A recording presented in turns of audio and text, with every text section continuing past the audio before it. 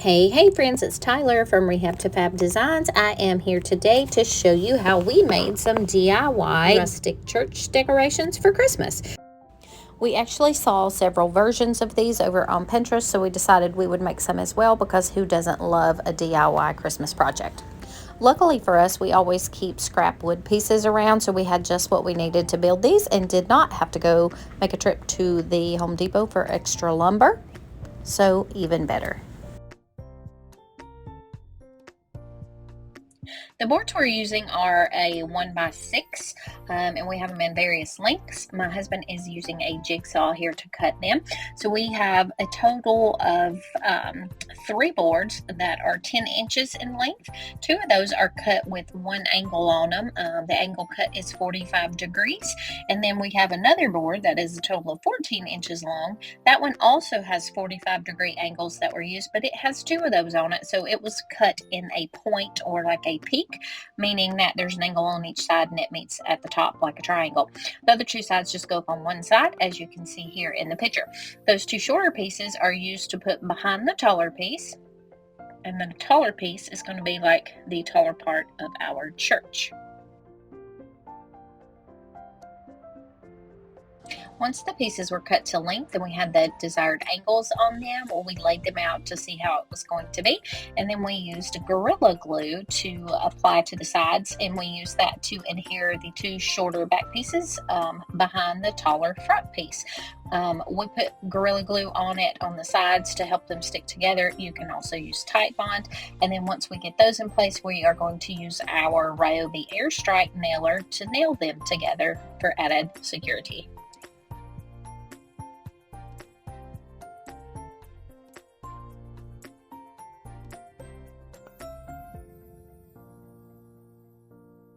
Now you can see it's starting to take shape.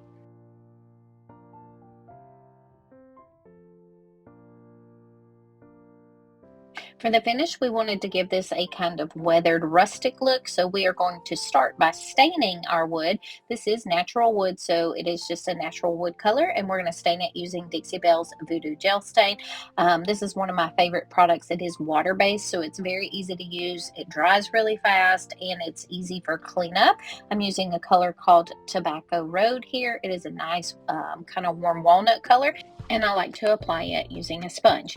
You can either apply the stain to the sponge and then rub it on your project, or you can apply the stain directly onto the wood like you see here and then rub it in place using a sponge or a lint-free cloth. When you're using stain, you do want to make sure you kind of run down the whole length of the piece. That way you have a nice smooth finish with not any heavy blotchy areas.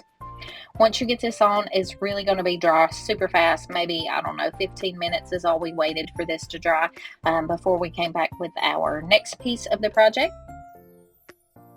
We're going to be using Dixie Belle as well for that, and we're going to be using their texture medium. It is called Sea Spray. We are going to be mixing it with chalk mineral paint from Dixie Belle. I'm using the color Cotton here. It's one of my favorite whites. It's a really ultra bright white. We're going to simply mix some of it with the Sea Spray on the plate to get a nice thick texture like paste, and then we're going to apply it using a spatula.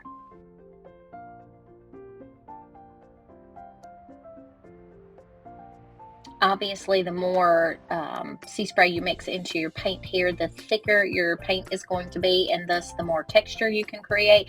You can make this kind of thin and stipple it on in a pouncing type motion. I do that a lot on furniture makeovers, or you can get it really thick and you can kind of rub it on or smear it on with a putty knife or a spatula like we're about to do here to create a really thick, dense texture.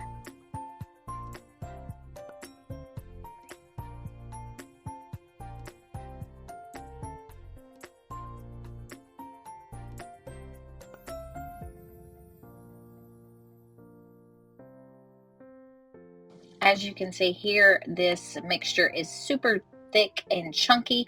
It's kind of like a really thick icing, and we're just using a spatula here to pick up chunks of it and blobs of it, and we're just smearing it in place.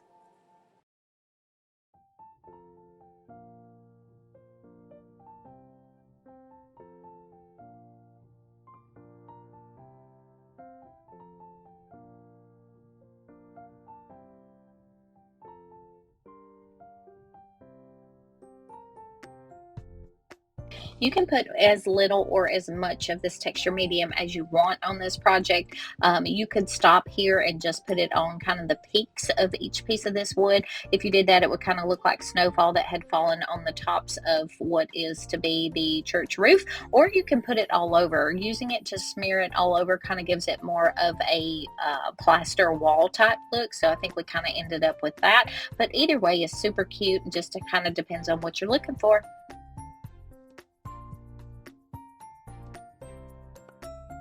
Next up, we are going to put a door on the front of our church. For that, we are using another small piece of wood. It is plywood. It's pretty thin here. Once you see the front of it, it's got actually caviar paint on it and also cotton. And this was used also in the same manner to create texture. So it was given a base coat of caviar, and then we used the cotton and some texture medium sea spray as well to create this smeared look on that. And then we applied it on the rest of the wood using wood glue once again, and then come back with our airstrike and nail it into place.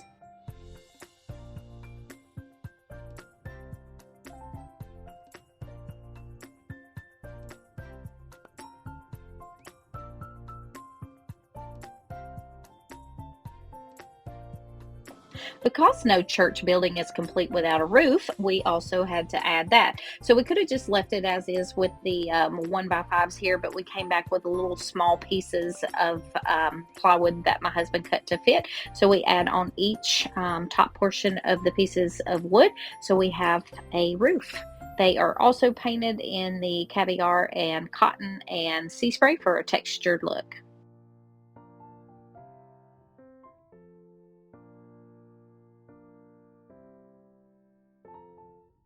That's it. This is a super easy project that can be finished really in just a couple of hours once you get your wood cut with the right products. Again, we're using chalk mineral paint from Dixie Belle. We are using the colors caviar and cotton. We are using sea spray texture medium, and we are using Tobacco Road Voodoo Gel Stain for our stain.